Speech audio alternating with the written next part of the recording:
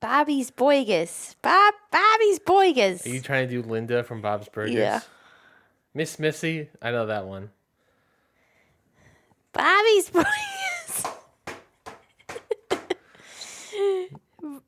God, she's having a stroke. Bob, I can't do it. She does like a Bobby. Don't give that lip with me.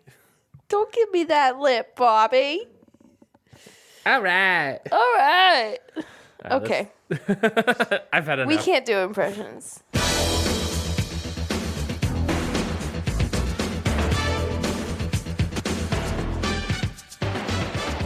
Welcome, everybody, to another episode of Scurvivor series. I am your host, Ryan Knightsey, and with me, as always, is the lovely and talented Jessie Dubiaski. Jessie.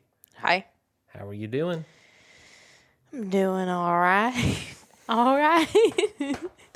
I'm fine.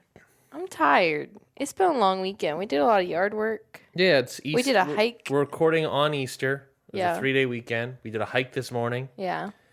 And then I had a headache the rest of the day and still have one. Yeah. It has yet to go away. So there's that. So it's going to be a low energy one from me. But as you can probably already tell from the intro, Jessie is, as the kids would say, on one. But I'm not. But she's not though. But I'm not though. But she's not though. Blake, I'm not. Who's Blake? Blake? Blake? Oh, episode 5. Episode 5. Banu is gone. Yes. How we feeling? Feeling good. I think this was a better episode, I will say. Episode 5, Tiki Man. I think this was a better episode, honestly, than what last one was. Last one was an interesting one. This one, we got some differences. Someone from a different tribe went home. Finally, we got some redemption arcs. As Lizzo would say, it's about damn time.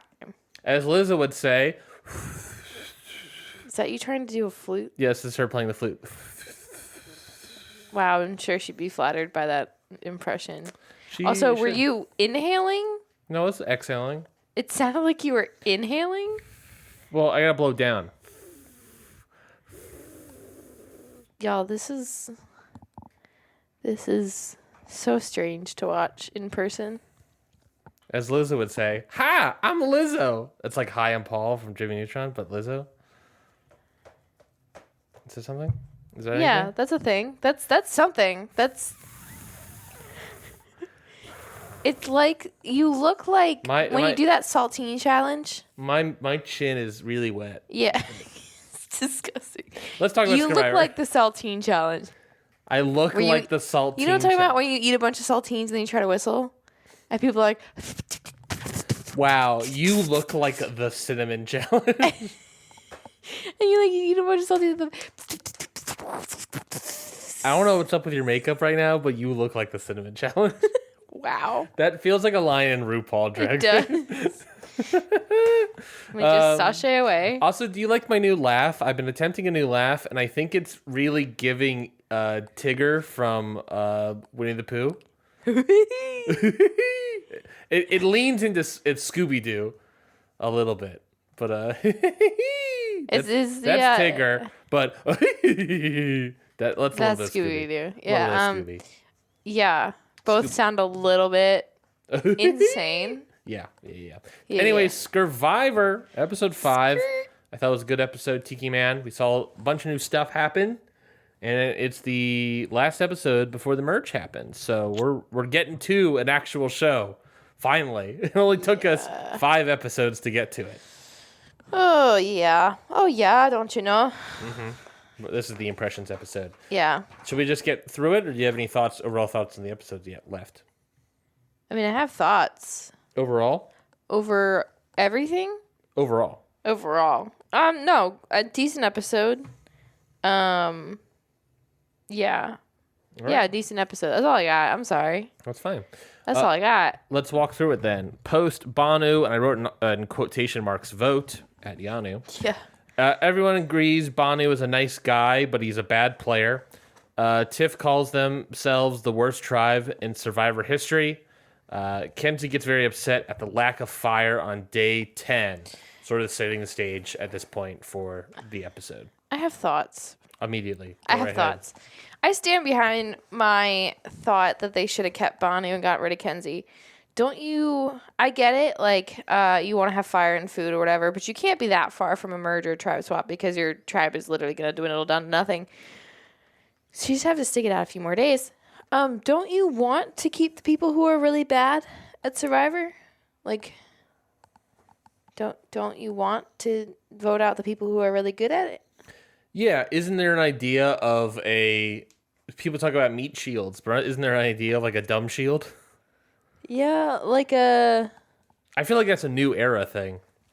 I'm trying to think if I know anything about that in like Survivor history, but I feel like keeping people who are bad at the game. Yes. I would think that you would want to get rid of the people who are good at the game, especially when you know, like, you've got to be so close to like a merge or tribe swap or something, because they can only let you guys dwindle so much. So I wonder if Yanu lost this episode, if the two of them would have merged and then inherited Flint, right? I imagine because they all go into one camp, and you have to imagine the camp they're all going to is Nami, of course. Have you seen that camp? It's insane. Hunter's crazy over there. What do you mean inherited Flint? Because if they go to the merge, like, they all have the Flint. Yeah. I'm saying that they all go to like one tribe, one camp, so they'll probably inherit the Flint. Yeah, that's what I'm saying. Is like they're close to a merge. I don't have a point here. I'm just saying that's probably what's going to happen. But yeah, no, they would have been close to the merge. Would they have? But at this point, are you thinking about the merge, or are you just thinking about I haven't eaten in 10 days? Well, like, or I haven't like really eaten any food in 10 days. I get it, but like, you're so close. Like, I get it. They're cold. They're tired. They're hungry. And like, getting rid of Banu probably was the reason they won the next challenge. But like, if you got rid of Kenzie, could Q and Tiff make up enough ground in that challenge where Banu is less of a detriment? Honestly, he might have actually been helpful because he's taller and he would have made up. Like, it would have been easier for him to do that. All he would have to do is go through the 3-tier maze and get the keys, then carry sandbags, and then make one target, which what they would have done. That would have been the hard part. That would have been the hard part. Yeah. But they would have done that thing where they hit the nearest one. Yes. And then it all comes down to whether or not Banu would have been able to do that. I think he could have. I'm trying to remember his ability in the previous challenges. I don't think we've ever seen anything from Banu. I think the only time he was like really bad was like when he just messed up the mechanic of the challenge, like not jumping off the box. Yeah, he was never aggressively bad in the challenges. He was not great. And, you know, when it came down to him, it was like, oh, well, you're obviously the worst. And also, it doesn't help that you messed up the challenge, like you said. But yeah, I don't think there was anything where he was aggressively bad. He was in shape, too. I read somewhere that, like, Banu is, like, secretly jacked, apparently. Like, apparently, if you take, like, people said on the, like, after the fact that, like, whenever Banu takes off his shirt, he's, like, secretly ripped underneath. So, like, he certainly could have, I mean, I feel like he held his own a little bit. Yeah, I don't think there was ever a moment where it's like, he's terrible at this. It was just like, oh, like, he did not pay attention to what the challenge was. Yeah. But I think it's an interesting idea, and bringing Banu into the merge would have been very interesting. But who knows? I definitely didn't want to see more episodes where it was like just about Banu, but I just feel like, why do you want to bring people along who are good at the game? Well, at that point when you haven't eten, I think that's I know that takes kind of priority, but. We go to Siga. Ben is in pain from the shelter, which he talks a lot about like sleeping in the bamboo, and I just thought to myself, Randon went home because of this reason. The girls discuss how the boys think they have an alliance. How the boys think the girls have an alliance, I believe is what they're saying, which is true, but not. And they talk about Ben's closeness to Charlie. Apparently, they showed during a montage of their closeness, Ben and Charlie did another song off. I don't know if you picked up on that. But there was another song off. I believe Charlie was doing Taylor Swift songs again. I couldn't figure out which band Ben was doing, but I think it was probably That different. wasn't just a flashback to the first one? No, it was definitely different. How do you know it was different? They were sitting in different spots and looking in different directions. Unless they flipped the footage, they did a second one. Interesting. The ladies also believe that Ben or Tim have the idol, the Beware Advantage idol. And that whole thing was one of them doing some trickery. But instead of really having any strategy stuff, instead we get a salsa lesson on the beach.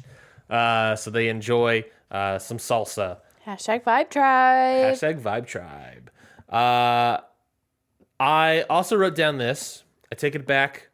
After seeing those Charlie hips, he is not in the closet. There's no way. I said earlier in the season, which maybe not the most PC thing for someone to say, but I said that like Charlie gives off like in the closet energy.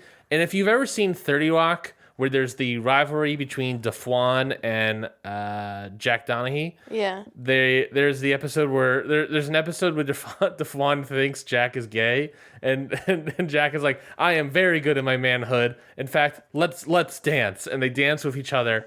And Jack has no rhythm whatsoever and looks so bad dancing that they cut to a DeFwan interview, and he's like, oh, that boy ain't gay. He cannot dance. And that was my exact thought the moment I saw Charlie's hips lack of moving, because boy howdy, listen, they were not good. Anyone can be gay.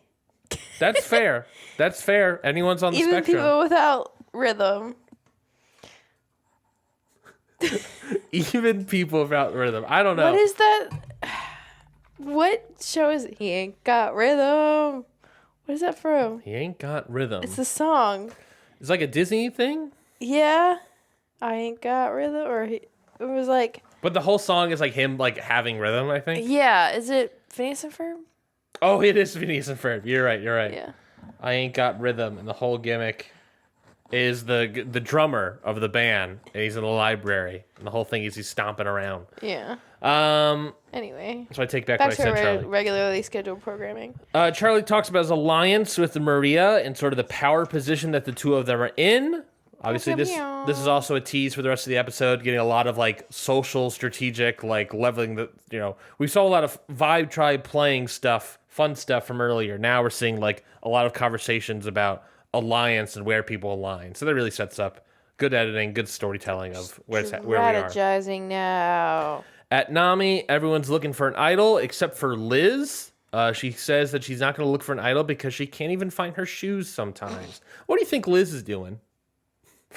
Just as a general question. Just like in life? Yeah. Selling things, writing emails. But yeah. Like you already know what I think she's doing. Which is? I think this is all marketing for herself. Yeah. I think she's on this show. I don't know. This is bad marketing. If I saw this person that's like, I'm not even going to work, I'm just going to sit there. I don't know. But, I mean, she went on a show to win $1 million. To win 1 million hearts. Because she already has all the money she needs. I don't know. I think this is some sort of... She comes off braggadocious. She's getting her name out there, which is probably what she wants. That might be fair. But yeah, doesn't want to play. I've already had my rant about Banu, and I had my rant about Liz. Actively does not want to play. I agree. It's just like baffling to watch. Yeah. But they haven't lost yet, so if she was on Yanu, imagine. She'd be gone. I don't even know when she would have been gone. Day one?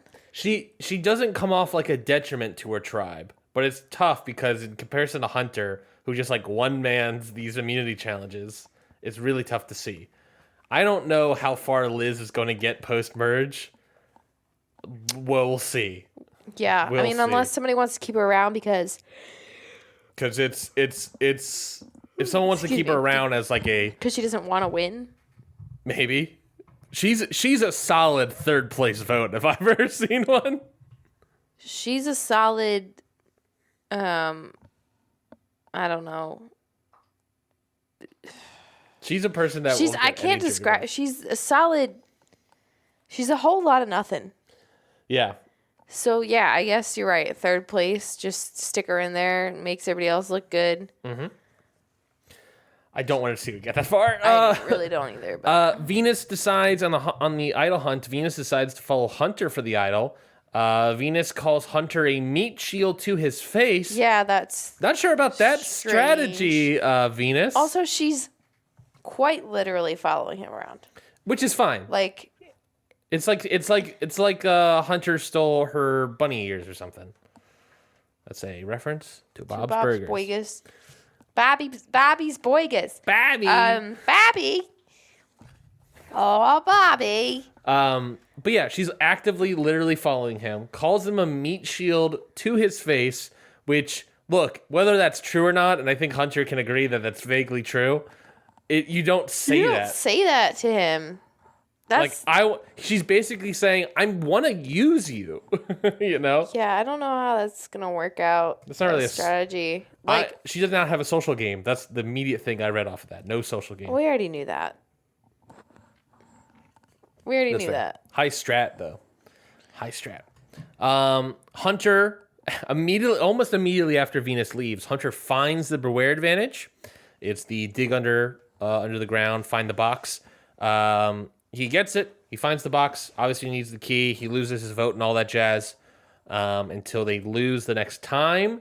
Or as we learned that if they don't lose, he still has an opportunity to find it.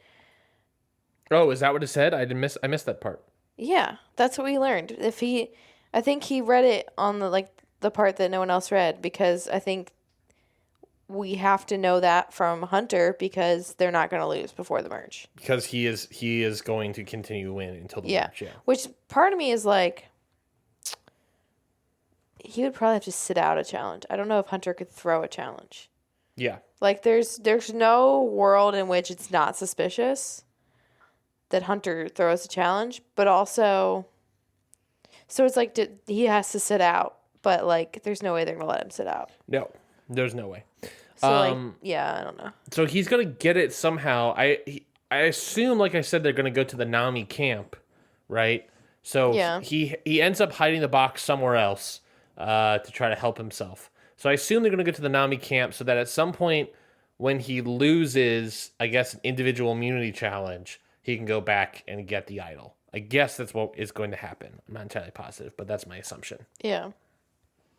At Yanu, Q is frustrated at the bamboo and the tribe life. He's very down.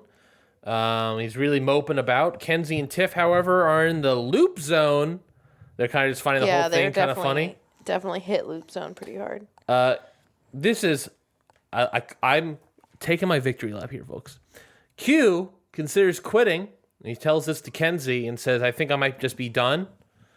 And again, why would Q quit? He mentioned this before against Kenzie, and then when Bonnie returned from the journey, he immediately dropped that. Because, as I correctly predicted in that episode, I think that was a ploy to try to get Kenzie to think that he's trying to get Kenzie comfortable to try to maybe vote out Q and then pull a fast one on her. Which he then says to camera that this whole thing is a lie. He is never going to quit, and it's the same plan from earlier. He wants Kenzie to be comfortable. I called it on the record show. You did. You did call it. You got it right. You nailed it. I'm just wondering why Kenzie believes it, because that was his whole thing, is that he doesn't quit. He voted out Jelinski because of it. Yeah. Like, I get that this wears you down, but like, I don't know. I feel like that would have been suspicious if I were Kenzie, but. But in this situation, it was. We don't really see whether or not she bought it, but that's at least what Q is attempting to do. We get Tiff and Q talking about Kenzie and sort of laughing about her, saying how whenever she walks up to them in any conversation, when they're having a conversation, the first thing she always says is, what y'all talking about? What are y'all talking about? What are y'all talking about? And she says it the same way in the first, 5 or 6 cuts that they do of it. Like, she says it the same way. What are y'all talking about? What are y'all talking about? What are y'all talking What are y'all talking about? What are y'all talking What are y'all talking about? No, like it's not different. It's what are y'all talking about? What are y'all talking about? What are y'all talking about? Salmon. Ooh, I love papaya salmon. or coconut. So that's a fun moment, and now can't unsee it. I cannot unsee it. I can't wait till we see it throughout the rest of the season. What are you talking about? What are y'all talking about? What are y'all talking about? At Sega, Tim is talking to the Tiki Man, which is the little idol that they have won. He is also in the loop zone, I think. You think? He's talking to a Tiki Man about how he hasn't pooped. I was going to say, if he's not in the loop zone, he's for damn sure not in the poop zone. Yeah. I haven't pooped. Yeah, he said he's had taken 0 dumps. Except for the dumps he took last time. Yep. And what did I see? Wants to see who lied about the wear advantage and feels confident about who it is. He correctly accuses Jem immediately of finding and moving the wear advantage. What an insane call. Jem does her best to get it off, but I don't think it worked at all. It obviously did not work. It didn't. Obviously did not work with Tim. Well, because she goes, what wear advantage? You mean the one that everyone spent 3 days digging under a tree for? Yeah, immediately it's like, ooh, bad. Everyone knows exactly what everyone's talking about. The one that's very public to everybody. Give us the gate key. I have no gate key. He's like, tears arms off. Oh, you mean this gate key? That's what that felt like. It's like, yeah, if your first defense is to be like, oh, what thing? I don't know about that thing. It's like, you just don't know how to defend yourself. You clearly know what you're talking about. Again, they spent 3 days searching under a tree for it. Yeah. That's very obvious. That's a terrible lie. And by they, it's literally everybody. Yeah. Like, this is a very public thing and you're trying. That was your very first comment. It's not a good look for Jem. It's not a very good lie to start out with. And I didn't... What beware advantage? Yeah. You don't know what beware advantage is talking about. I didn't really see it come up a lot later in the episode, but obviously Jem ultimately goes home and kind of a definitely shock loss for her. She fully did not expect it. And she went home with an idol and everything, and we'll get to that. I wonder if part of that was they had decided on Jem, and Tim decided to drop it around her because he didn't want her to play her idol, thinking that if she found the beware advantage, she might have the idol. So... We don't want to use this as evidence to vote her out because it might play the idol. We can, well, no, not even just like if, everyone confronts her about it or if more people confront her about it, she'll probably play the idol. So he probably dropped it because he wanted her to feel comfortable and feel like she got away with it. But he probably confronted her because he wanted to feel confident that she had it. Yeah. And he probably did. After that conversation, he was probably like, oh, yeah, she has it. I don't need to tell anybody about this, or even if I do, we can't confront her about it again because she might play it. Yeah. It definitely does not come up, and we don't get the impression that he tells anybody else, because through the edit, through the rest of the episode, the impression is that the vote really comes down to Charlie and Maria deciding which way they're going with. Yeah, I don't think you tell anybody if you think the vote is going toward her. Mm-hmm. Because then it could get back to her and she could play her idol, or the others use it as an opportunity to make her play her idol and decide who goes home. Yeah. That's so true. And if you're Tim and you know your name, wait, it was Ben, right? Ben was the name out there. Yes. So if you want to keep Ben, you don't want her playing her idol. And you don't want people who aren't you to decide who goes home. So I get why it probably didn't come up again. But it was interesting because it definitely showcased, at the very least to what we saw, that Tim can keep secrets. Yeah, I mean, I don't know if he told anybody, but he definitely didn't tell everybody. I feel like he didn't tell everybody. We definitely didn't see it. At least I don't think we saw it. Jem feels like she was lying great, and like we said, Tim kind of saw through it all. I feel like Tim knew. We get to the immunity challenge. The reward here is food. It's a buffet of pastries and fruit. basically, kind of we talked about it. You got to race through like a 3-tier maze. We've seen it before. Collect keys while you're doing it. Get these keys to unlock this pole, unwrap a key. Well, unlock and then open the latch of Open the the pole. latch, Tim. Then just tugging at it. Then use the Why pole. won't this open? Use the pole to undo a drawstring, drop a bunch of sandbags, put those sandbags into another spot. Then each individual person of the 3 teams, of 3 persons per 3 teams, has to hit a target from varying distances. The sit-outs for this challenge was Soda, Liz, Maria, Charlie, and Ben. And there's a moment before we start where Jeff really dunks on Yanu. He says, and if you don't win, then you are, and everyone else says, the losers. And Jeff says, I thought you were going to say, then you're Yanu. And everyone's like, holy. Fuck, Jeff, getting savage. Kenzie is like, holy crap, Jeff, what the heck? I think because he's been sassed more in these past few seasons that Jeff is like, fuck it, I'm getting sassy back. Yeah, he's a sassy boy for sure. Also, can we talk about how not a single person was shocked when Bonnie was gone? No. Everyone was just like, before it was like, what? This one was like, yeah, that makes sense. Yeah, there's a lot of people like shaking their head. Yeah, that makes sense. That makes sense. But yeah, so that's the immunity challenge. Any thoughts throughout this immunity challenge and how it played out? Why does Soda call Venus her little walking stick bug? All right, so what was that? You have in the D&D campaign of this podcast, you've sprung a trap of, we got to talk about something because this was a controversial statement made online. There is controversy in this statement, and this is Ryan Explains Twitter drama. Ready? Okay. This is like a legit thing that's happening.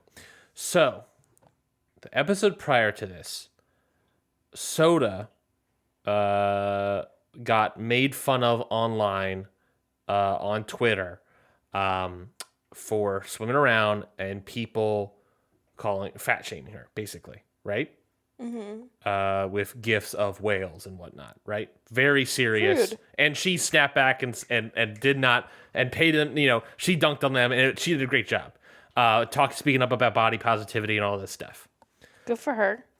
Then Fuck those guys. Then this episode aired, and she has a cut to a line of Soda specifically saying, Venus, my little walking stick bug, which the same people that were dunking on Soda prior about her weight then come back to Soda and say, oh, what? I thought you were Miss Body Positivity. Now here you are making someone else, which then led to Soda deactivating her Twitter. So, damn. So that is the Twitter drama, Twitter beef. It is trolls online trolling Soda, and then trolls coming back and be like, I thought you were Miss Positivity, Miss Body Positivity, and doing that.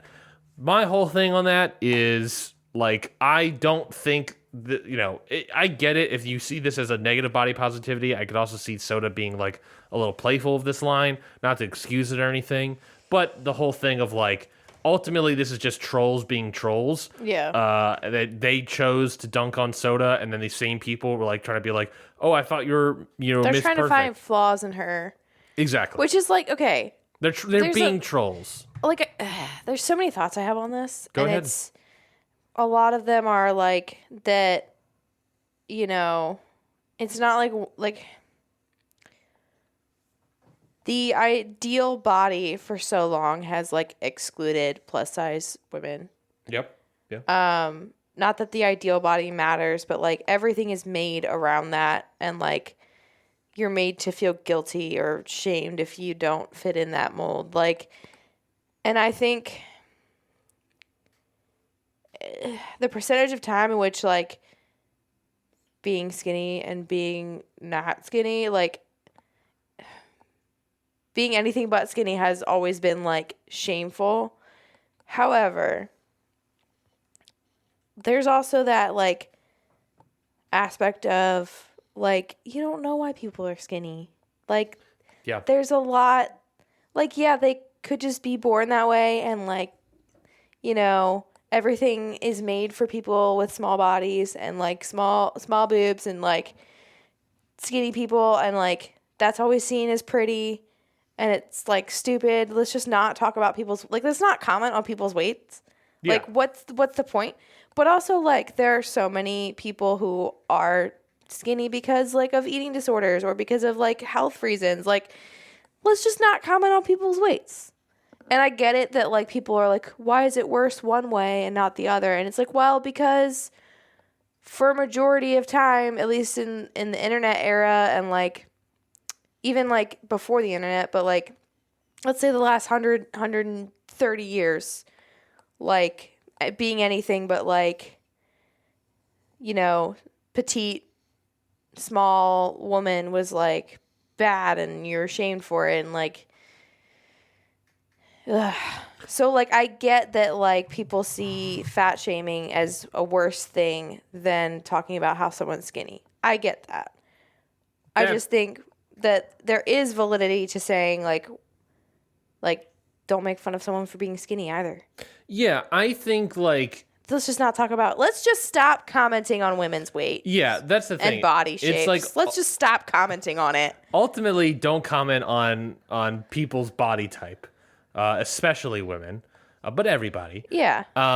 2, I do think that Soda's comment is kind of out of line a little bit. Like, in terms of, like, just in the context of the episode, you don't see any of the Twitter drama. I think it's, like, it's played to be playful and edited in a playful way. It meant to be that. It meant to be a joke. But it is commenting on someone's body, and there's, like, a thing of, like, well, it's kind of in poor taste. But for the most part, I think most people are not going to see that as an egregious insult, really. But it's a little bit. And because being skinny has always been seen as ideal, not that it makes it okay to, like, comment on it. Sure.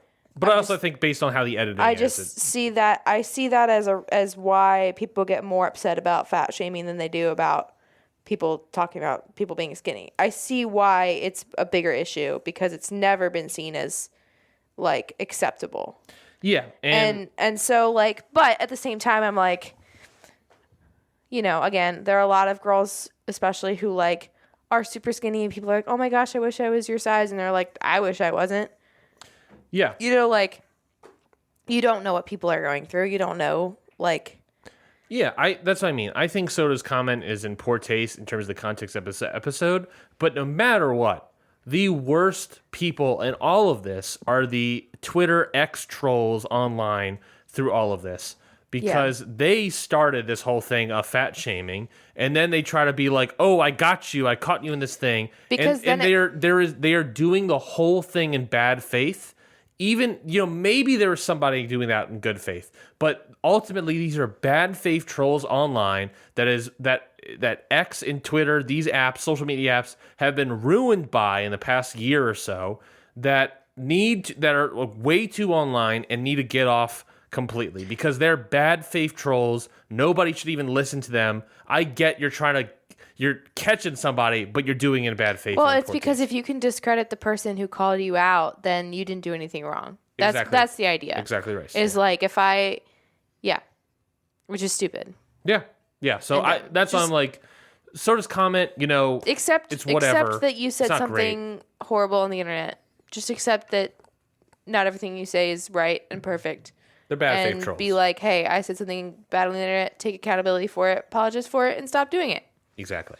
But no, we can't do that because we're not adults. Let's move on to the rest of the immunity challenge. Siga and Nami do really well up until the very end, where Nami gets the win.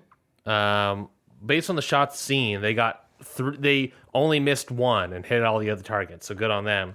We get a showdown. We get a showdown of the last two targets between Q and Tim, and ultimately, in an intense slow motion shot, Q gets the win. Oh my God, it was so dramatic. With Yanu ultimately finally winning their first challenge. We shouted. Yes, you and I It both was shouted. like... Enjoy.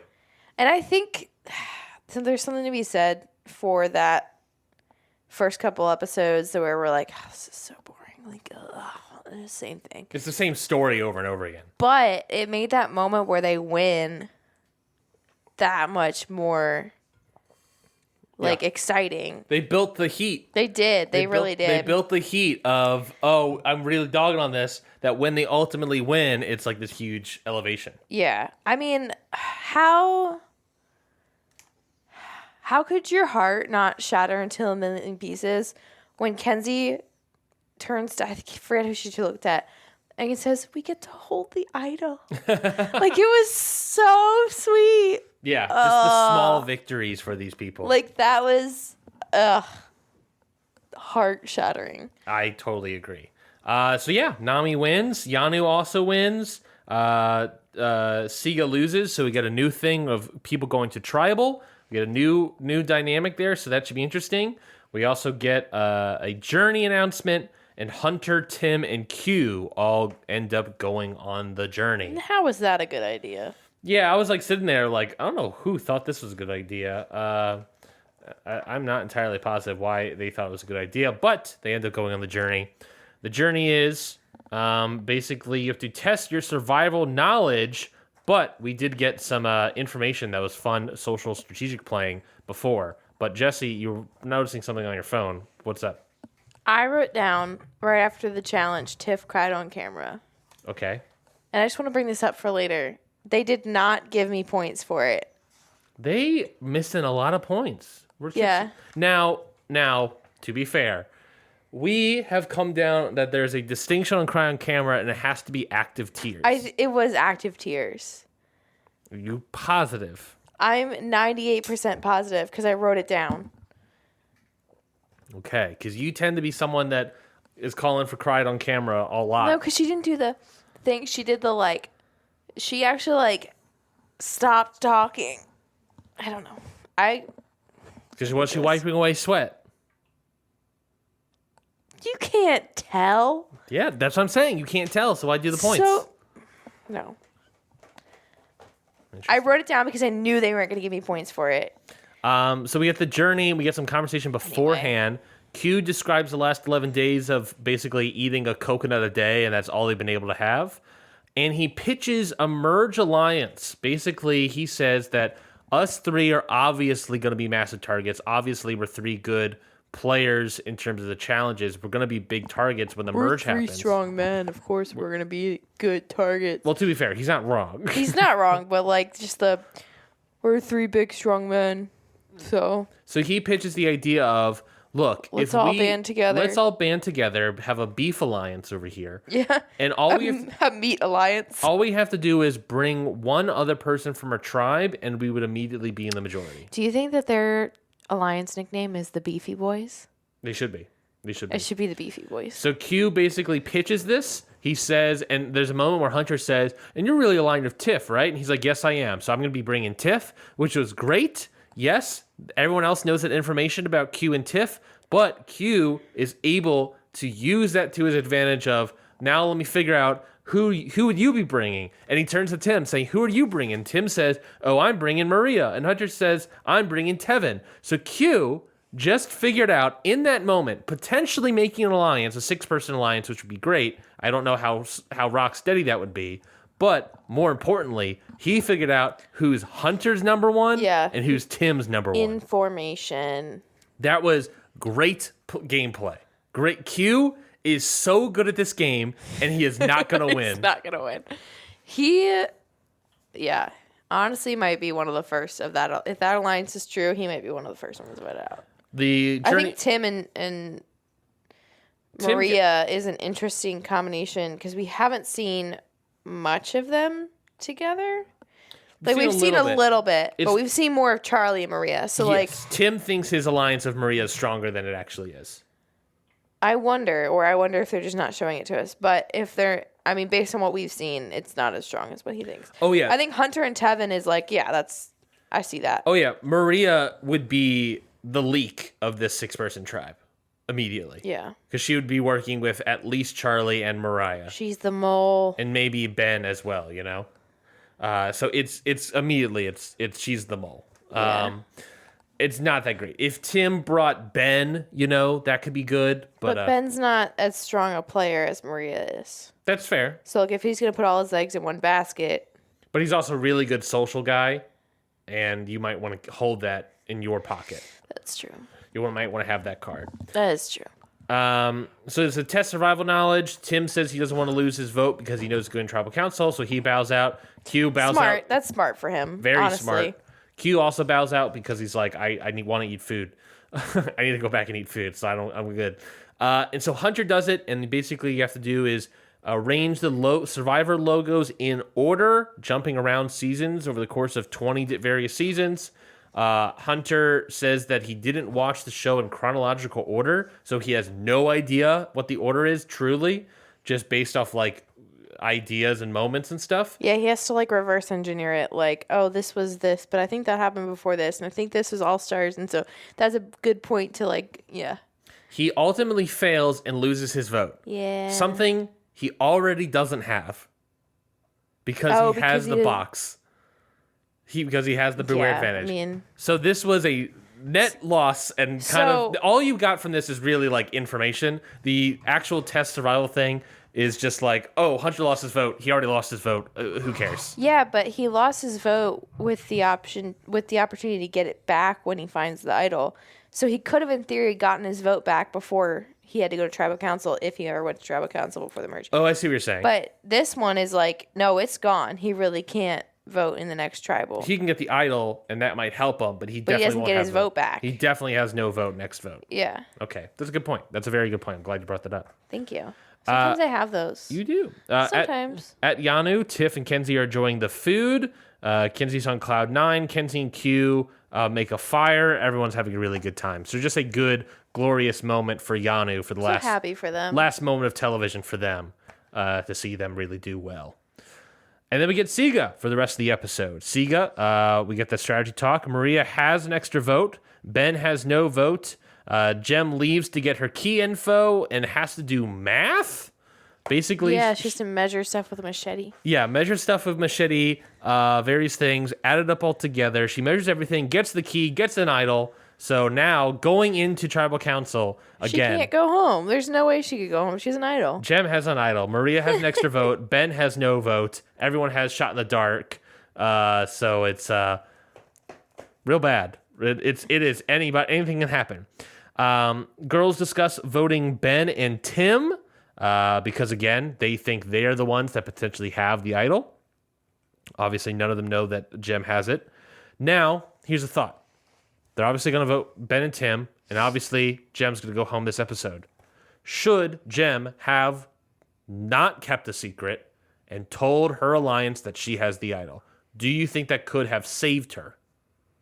Or would it have mattered at all? I wonder if they would have tried to flush it anyway. Yeah. Because they all turned on her. Yes. Also, well, except for Mariah, but yeah. Yes. Can we talk about also, like, would she not have been such a big target if she hadn't gone to, who was it, Ben, with a machete and been like, tell me who to vote for. I swear to God, I will vote whatever. Tell me who to vote for. And then did she go to Tim or Charlie? Who else did she go to? She definitely went to Ben. I think she might have been Tim or something, but we get a scene where she basically walks up to Ben with a machete. He grabs a hammer because he's scared. Because she's coming like very intense. Yeah, arms folded, holding a machete, staring at him, and trying to like talk and look at him in front of him, and being like trying to secure her vote. We do see, I believe, later with Tim, and just trying to be like, I'm with you, I have you, working and playing way harder for someone with an idol needs to do. Well, she's playing way harder than someone with an idol and the majority alliance needs to really do. And so I wonder what flipped Maria and Charlie.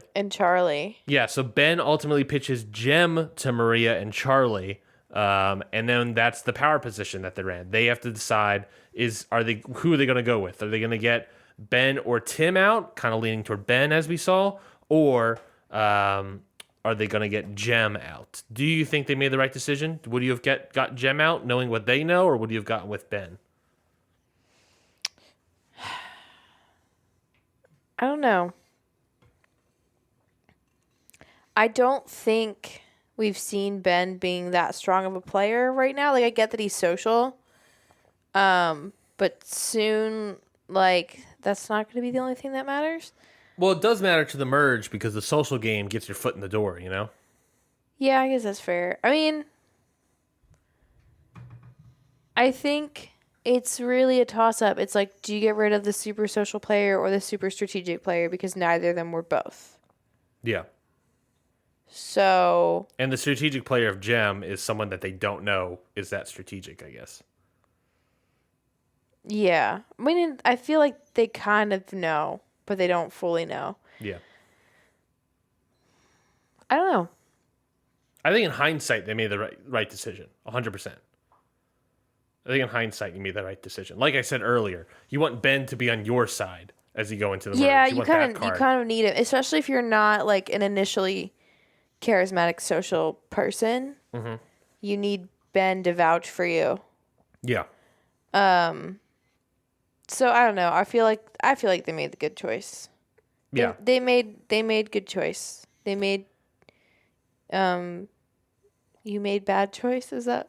I don't know. You're doing a bit that I don't know what it is. UMVC, you made bad choice. We go to tribal. Not really anything I definitely pick up on. Jeff notes that everyone's feeling comfortable and confident. That means there's going to be a massive blindside. Not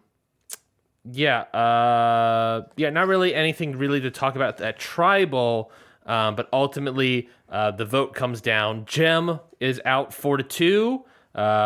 Charlie, Tim, and Maria twice votes for Jem, and Ben gets 2 votes from Jem and Mariah. Yeah. Let's talk about Maria playing an extra vote. Why? I don't get it. Why did she play an extra vote? Completely useless, obviously. Like thinking of if you think Ben might not have a vote, right? Then it's. Oh, sorry. Was it 4-2, or hold on? Was it 4-2 or 5-2? It was 4-2 because there's 6 of them. But Mariah played 2 votes, so it'd be 7. But Ben didn't vote. Ben didn't vote. You're right. Go ahead. That's what I just said. Sorry. Ben doesn't go ahead. have a vote. I got very confused. So, if you know Charlie's with you, right? That's 1. Uh-huh. You know Jem's not with you. That's 1. 1-1. So if you think... You can probably presume Mariah is not with you. Correct. So that's 2-1.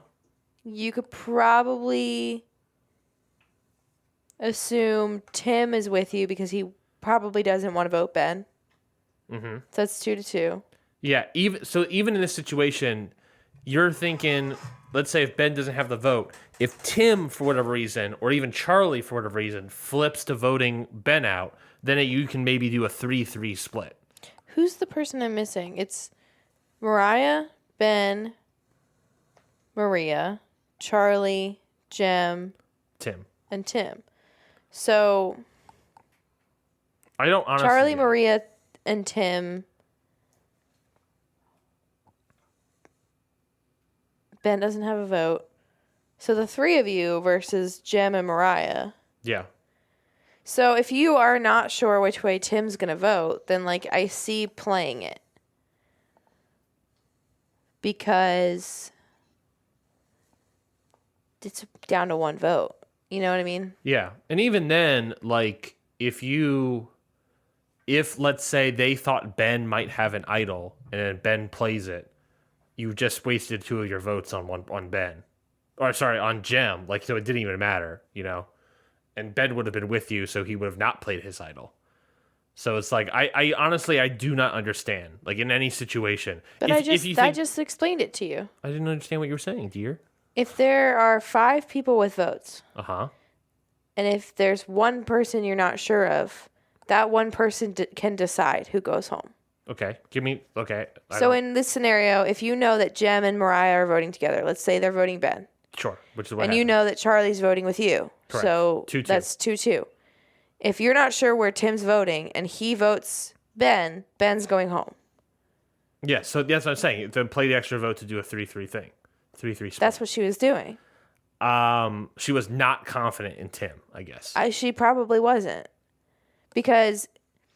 Which that is why I'm dubious, is that, like, based on everything we saw, I don't think Tim was ever thinking about voting Ben. I don't know. Maybe she wasn't sure about Charlie. I don't know. I feel like she would have been sure about Charlie. I think that she was, I think she was unsure of which way Tim was voting. I think that's the only plausible outcome. The only logical, plausible thing is unsure about her other alliance members. She probably also was nervous that the margin of error is one vote. That's fair. One vote decides. That's fair. Granted, they were kind of okay with both people going home. Yes. So do you just let it happen? I don't know. Honestly though, if I'm Maria still, I would not have done my vote. I would not have used my extra vote. If you know the other vote is Ben, like if you're sure the other vote is Ben and not somebody else. If Tim is definitely voting Ben. No. If you know for sure that the other person getting votes is Ben. Yes. And not somebody else. Like you don't have a suspicion that Jem and Mariah are flipping to Charlie. Yeah. Then you just let it happen and you see who goes home. But if she's worried that like they switch their vote to another person, and so it could be that like Charlie goes home. Yeah. Then she's probably going to be. I see the margin of error is one vote. Like. But even then, the margin of error is one vote. It goes down to a 3-3 split, and at that point, they all would have, I believe, just drawn rocks at that point. And at that point, you're drawing rocks. I guess that's a danger. When you draw rocks, I believe it's the other 4 people that are all suspect of getting votes. So I could see how she would vote it, or she would add, or she would do her extra vote to like be sure. Yeah, I guess what I'm saying is, in my opinion, I think it's too safe of a move when this early in the game. Yeah, when you could have used the extra vote for something more important. I want to track if and when Maria leaves, would an extra vote in those instances have helped her stay? You know what I mean? The too safe move that should have happened is Jem playing her idol at the first tribal council that she's been to. For sure. But she had no idea that she was catching votes, which... Yes, total blindside. Jem walks out with an idol. I feel like she should have probably been suspicious when Tim confronted her.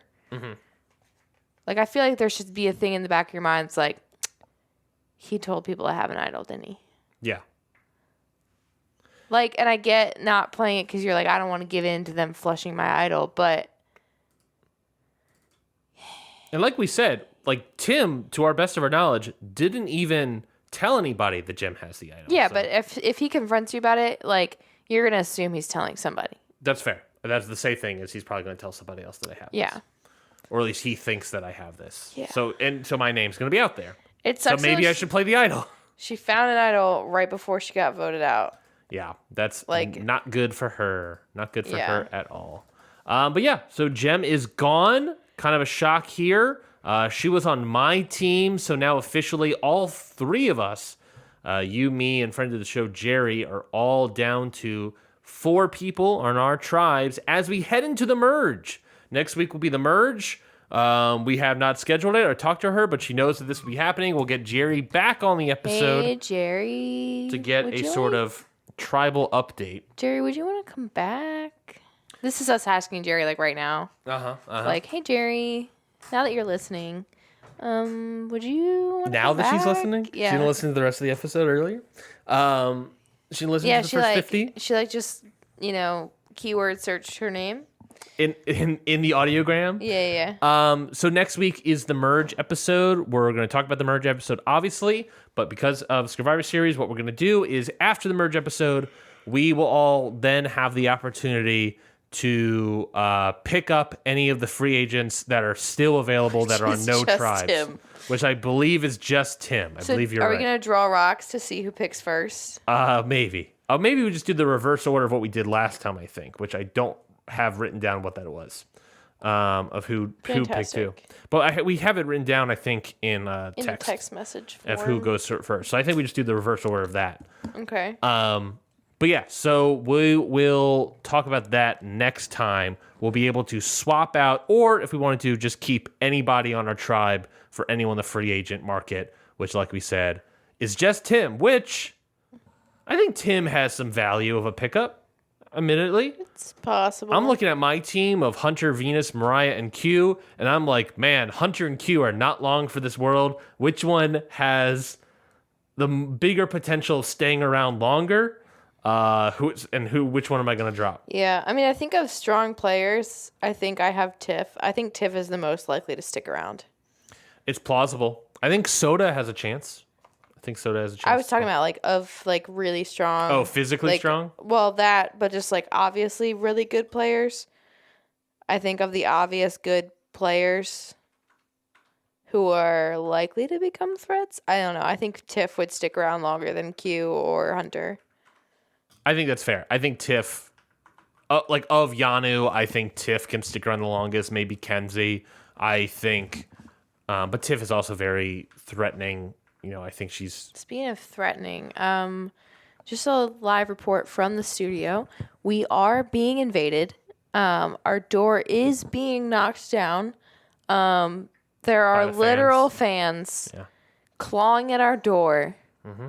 Just give me trying to get in, get some free shit. Let's talk about points. Freeloaders. Let's talk about points. Let's close up this episode. Alrighty. Should we do MVP first before we do the points? Let's do MVP first. Try not to sway our conversation. Well, we already know. Is MVP Gem for going home with an idol in your pocket? No, the LVP. I wrote down 3 names potentially for MVPs that I liked. I had some thought in. During this moment of this episode, I think there's a clear number 1 for me. And it's Liz, obviously. It's Liz for doing... For sure. Was that Liz's only moment in this episode saying, I'm not looking for the idol, I can't find my shoes? I think so. Wow. I want to know, by the end of this episode, did Tim poop? Because if he did, I think he should get MVP. Most valuable poop. Yeah. Thank you. So I have someone in mind for MVP. I think during this, I came in with 3, and I'm going to pick. I have a very who yours distinct, is. easy one. It's obvious. Mm-hmm. I know who yours is. Hunter, back-to-back weeks. No, I know it's Q. It's 100%. It's gonna be Q. It's 100%. Yeah. I mean, you figured it out. I'm going to pick Q as my MVP. Q figured it out. It's not that hard. It's not that hard. Q figured out the top number 1 alliance for Tim and Hunter. Q won for his tribe, which was fantastic, and maybe started planting more seeds about getting Kenzie maybe eventually out. Because that's obviously his target number 1. I want to say, Q did not win the challenge for his tribe. He did it for Banu. He did it for a million hearts. You're right. No. I'm saying it wasn't the last part where was all him. Mm-hmm. He did hit the last and farthest target. Sure. I get that. Sure. But they all hit their targets pretty quickly. That's true. But so he just happened to be the last one. That's true. But Yanu was ultimately able to win. He was part of that. He was a part of that. So yeah, yes. I mean, he killed it. He definitely killed it. I just want to acknowledge that they each had to do one. But I also think he had good social play. We also know that Kenzie's was the closest, so hers doesn't really count. But Tiff, crushed it. But yeah, no, I think he also good social play and good strategic play. Yeah, this whatever. Episode. Fine, so you can have it. My MVP is Q. We do typically at the same time, but you figured it out. Who's your MVP? I don't know. We now talk about this openly since we typically do it at the same time. I don't really know. Other people I had written down was potentially Charlie. He was in a power position role and was able to convince Maria to not vote out Ben and instead vote out Jem. I was thinking Charlie. Ben was not really is number 1, but number 1, 2, number 1B or whatever. Yeah, I like how you asked me and then you just went into I'm going through I'm giving you time. This is me stalling. I was thinking Charlie. The other person and now it just sounds like I'm agreeing with you because you're just talking about your people. I also talked about Q. You can also vote Q. Another person I can vote whoever I damn where, know. Please. Oh my God. I'm trying to do a podcast where I explain things and talk about stuff while you're thinking about this. Ask me a question. Okay, then answer the question. I was thinking Charlie for those reasons. And also, I don't know. Now you're staring at me. It's kind of creepy. I don't know. I don't want to pick Q. I really don't want to pick Q because I feel like I always pick Q. Ugh. feel like other than Charlie, I don't really feel like there's another option. Like, there's...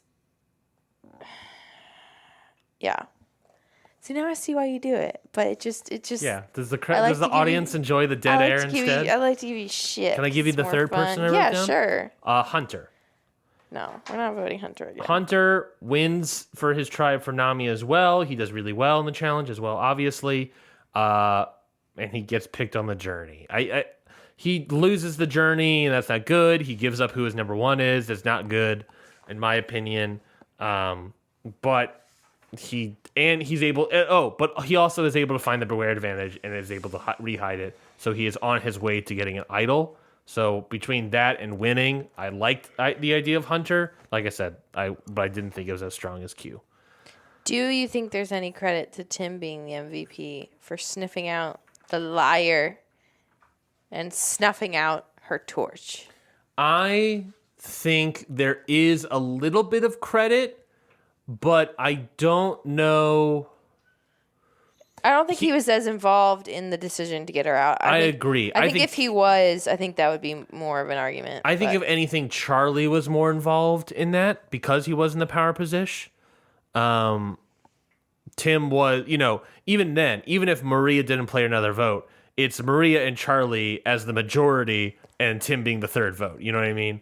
Like, and as far as we know, he didn't tell anyone else about his idea of Jem holding the beware advantage. So he did suss it out correctly, but he didn't seemingly tell anybody about that. And that wasn't the reason she went home, as far as we know.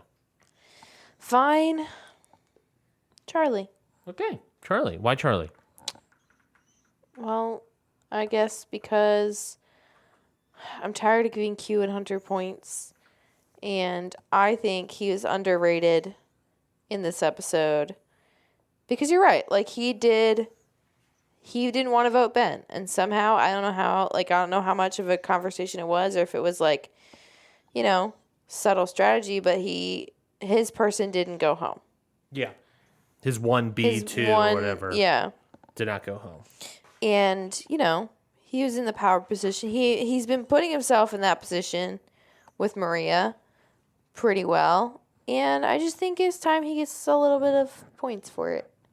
Little MVP for Charlie. And you can make an argument that he was able to get Maria to use her extra vote. True. Which he flushed that advantage out of the game. He flushed it, but were you gonna need it later? Probably, but that's fine. We'll find out. Fine. It's great right now. It's helpful right now. I think Charlie. Okay. All right. So then that's the MVPs, Charlie and Q. What are the points for everybody else on our teams? Well, you see, you had Jem. She got a whopping. Who are we going to start with? Let's start with... Oh, my God. Let's start with Jerry. Okay. So she had Tevin. Okay. With 11 points for the usual. Maria with 6 points. Used an advantage at Tribal and survived the week. Charlie with his 6 points. Originally he had 1 point for surviving the week, but we gave him 5 for MVP. And Liz with the usual 11 points. So that is a total of 34. Yes, it's 34 points for Jerry. Are we giving Tiff the other 5 points for crying on camera? I would not. Personally, I literally wrote it down because I knew they weren't going to give it to me. I don't know. We freaking cried on camera. In this moment, we cannot confirm it. Okay, well, put a star there because I'm going to go back. I will scrub the episode for it. All right. And I will. Okay, so I had Ben with 1 point. Lame. Okay. Kenzie with 16 points. Group award, group immunity, and cried on camera and survived the week. 16, you said? Yes. Soda with 11 points. Tiff, 16 points. They only gave her 11, but she did say a curse word. Ryan caught it. So it's group award, group immunity, said a curse word, survived the week. Yeah, that's a thing. That's a theme that we've noticed a lot of Tiff cursing, and they don't give her points for it. I don't know why. That's the thing. We cannot confirm of 5 points of crying on camera for Tiff, but I can definitely confirm that she cursed on camera. Because there is, and not only that she cursed on camera, but she cursed quiet enough that they had to do subtitles for it, and you see that there's the bracket for it. Yeah, like there is clear there's a space. I can do a screenshot to show you. Yeah. That. So we're giving her 5 extra points, bringing her to 16, right? Yes. So that's a total for me of 44 points. I have 48. 48. 11 for Soda, 5 for Ben, 16 for Kenzie, and 16 for Tiffany. Is that correct? How many for Soda? How many for Ben? 11 for Soda, 5 for Ben. It's 1 for Ben. 1 for Ben? Yeah. Oh, okay. I misheard that. So 48 points. It was 5 for Ben. No. 5 points for Ben. So it's 44 So points it's 48 points. All right. 48 points. All right. Damn, I'm too honest. Okay, and now your team. You had Mariah, who got you a whopping 1 point. You had Venus, who got you 11 points for the usual. Hunter got you 21 points. Group award, group immunity, found an advantage. Risked his vote and survived the week.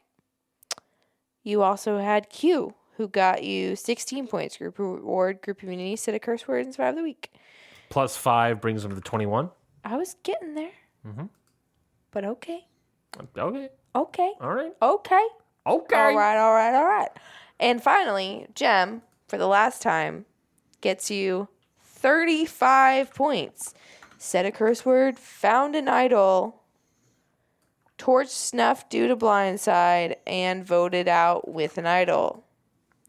Yeah, that's a crap ton of points right there. Yeah. That's a crap ton of points for sure. So that means for episode 4, Jessie got 44 points, Ryan got 89 points, Jerry got 34 points. Mm-hmm. The totals, in totalis. Holy crap. Okay. So that is in third place, Jerry with 193 points. I'm double checking my math to make sure that's correct. 193 points. Yep, correct. In second place still, it is me with 284 points. Ooh. And in first place, it's Jessie, 287. Wait, how many points do you have? 284. It's a 3-point game, my dear. There's no fucking way. I'm looking at the numbers. Literally got like 100 more points than you in the first episode. You got 130 points in the first episode. Episode 2. And how many points did you get in the first episode? 65. Yeah, so like I got like 100 more points. I'll give you the breakdown. That's like 60 something points. That's basically 100. I'll give you the breakdown. Math. Episode 1, 65 for me. Then episode 2, 75. Then 55. Then 89. You're more consistent or something. You had 130. Yeah. Great start. Then 74. Then 39. Yeah. And now 44. My team's not doing great. Yeah. I have been above 50 every single episode. Yeah, well, fuck you. Fuck you. And Jerry. Fuck out of you. Jerry has also been consistent. 45, 55, 59, and 34. Also consistent. Points for consistency, but Jerry. We love you. Low love consistency. You. You're consistent. You want the joke here? What? If you gave Q the MVP, I would be in the lead. Fuck you. A lot of cursing here on Easter Sunday. Oh, Jesus sorry. is risen Sorry. and cursing. Jesus cursing Christ. up the storm. Fuck. Sorry, We've had Jesus. conversations about you cursing Shit. less on the show, and you curse more when we have this conversation. We have not had conversations. Yeah, like every episode last season was me telling, man, can you cool it on the cursing? Shit, sorry. God dang. Oh boy, cannot advertise this episode for young kids. I didn't realize that's what we were going for. That's our target demo. I'll stop talking in the profanities. I'll stop using the profanes. Well, I hope you fucking do. Wow. That is it. Wow. For this. You heard it here, folks. He just used the F word. This week's episode. We're past an hour. I can do whatever I want. I'm the bad boy of the episode. That is it for this week's episode of Scurvivor series. We did all the points. We did the MVPs. Jessie, what is your sort of go-home gift for the audience as you cough? Is the cough the go-home gift? Yeah, it's tuberculosis. Is that the coughing one? I think so. I don't know. The whooping cough? The Whoopi Goldberg cough? That's rude. It's where Don't disgrace her name like that. It's where you cough so much that you have to join a habit. Join a habit? No, that's not. Wear a habit? Wear a habit. What is it? What are you joining? A monastery? Convent. Yes. Didn't you grow up Catholic? There was a convent in my elementary middle school. Fun fact. And there was no nuns in our school, but there was a convent. Because nuns used to be in the school. And that's where they And lived. yet, ladies and gentlemen, he did not know what the word convent was. Let the record show I am dabbing. Let Jessie, the record show that he said you have to live in a habit. Get outside, fam. Go hike. See the sunshine. See a lizard. Eat a bug. run a leaf. run into some poison ivy. Don't run. Pick up a leaf. Look at it. Stare at it. Put it back. I don't know. Ingest every detail about it with your eyeballs. I highly recommend getting outside, getting some sunshine, even just like pulling weeds in your front yard or Oh yeah, we did that too. We did yard Yeah. work as well on Saturday. yeah, or like walk in your neighborhood. I don't know. Get outside. I spent a lot of time in the sun this weekend. Yeah. My advice is don't go outside. It hurts your head. You'll get dehydrated. Stay indoors forever. Yeah. Listen to the fact that it's the dehydration, not the going outside. Stay indoors forever. The sun is bad. It gives you cancer. Stay inside. That is actually true. Prove me wrong. Prove me wrong, liberals. That is it for this week's episode of Scurvivor series. We'll be back. The sun gives you cancer. Bye. Bye, liberals. That is it for this week's episode of Scurvivor series. Email us at scurvivor series at gmail.com. That's the name of the show at gmail.com. Thank you, everybody. We'll be back next week. Probably with Jerry talking about the merge of season 46. Yeah, Jerry, we voluntold you for the next episode. Bye. Season 46. Goodbye, everybody.